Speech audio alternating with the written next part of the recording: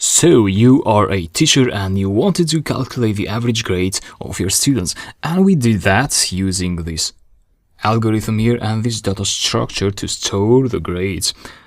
The problem here is you don't know which grade is of who. So while a list is a good data structure to store an array of items, it's not good enough when these items have some sort of identity attached to them. In that case, you want to use a dictionary. Let's say student grades, curly brackets. That's the syntax for a dictionary. And then you use names of your students. Let's say Mary, a colon, make some space, or no space, whatever you prefer, but it's good to have a space there to make it more readable. And then you write the grade of Mary. Let's say Sim 8.8 and John colon 7.5. So the difference between the dictionary and the list is the brackets, different brackets, and then this is considered an item in a dictionary. This is considered an item in a list. So items in a dictionary are made of keys. This is a key, and values. This is a value.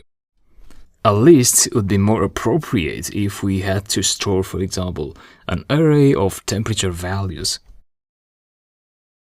Let's say Monday had these temperatures. Monday temperatures. And lastly, how do we calculate the average when we have a dictionary? Since these are pairs of keys and values, you can't just make the sum like that.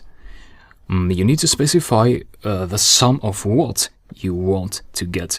So student grades, and if you check dir dict for dictionary, you'll see that dictionaries have these values, which is a method. Dict.values. It is a method and it provides a view of the dictionary values. In simple words, it gives you the values of the dictionary. So if you get this dictionary, Q for quit here, paste it here, and see student grades dot values, that will give you this data type. So it's still a data type.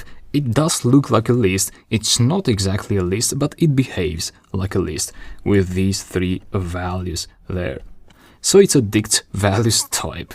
That method produces this type. And therefore you can add that in there. Don't forget the parentheses. Don't forget to save.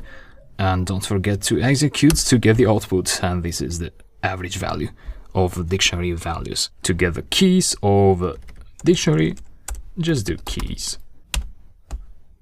And you get this dict keys type with the keys of the dictionary as items of that dict keys array.